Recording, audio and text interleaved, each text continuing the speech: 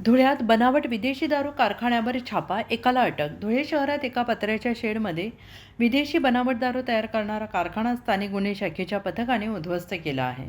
या कारवाईत बनावट विदेशी दारूचे बॉक्स, स्पिरिट, विविध रसायने, रिकाम्या बाटल्या, स्टिकर्स असा सुमारे 1,43,000 रुपयांचा मुद्देमाल जप्त करण्यात आलेला आहे.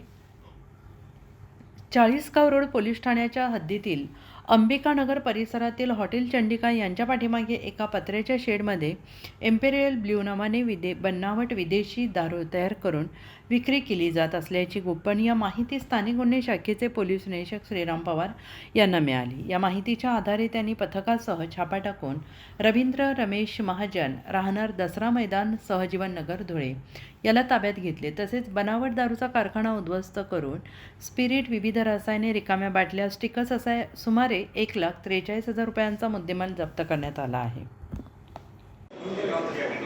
दिनांक 9 एप्रिल रोजी गोपनीय माहिती मिळाली होती की चंडिका हॉटेलच्या मागे अंबिकानगर येथे बनावट दारूचा कारखाना सुरू आहे. त्या ठिकाणी इम्पेरियल ब्ल्यू या ब्रँडची बनावट दारू तयार केली जाते, जी मानवी शरीराच्या दृष्टिकोनातून अतिशय अपायकारक आहे, घातक आहे.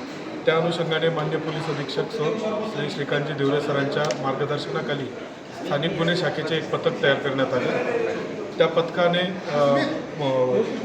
सदर घटनास्थळी छापा टाकला असता त्या ठिकाणी आपल्याला जवळपास 1,43,000चा एकूण मुद्देमाल मिळून आलेला आहे.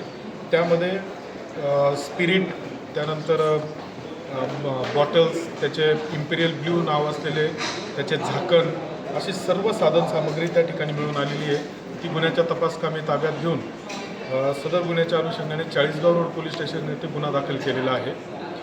या गुन्ह्यातील प्रमुख आरोपी रवींद्र रमेश महाजन, राहणार दसरा मैदान, सहजीवन नगर, धुळे यासुद्धा ताब्यात घेण्यात आलेले आहे. याच्याबरोबर अजून काही याचे साथीदार आरोपी आहेत का, त्याचा तपास सुरू आहे. तसेच यांनी ही दारू तयार करण्यासाठी आवश्यक असलेला मुद्देमाल कुठून विकत घेतलेला आहे याचा तपास सुरू आहे. धन्यवाद.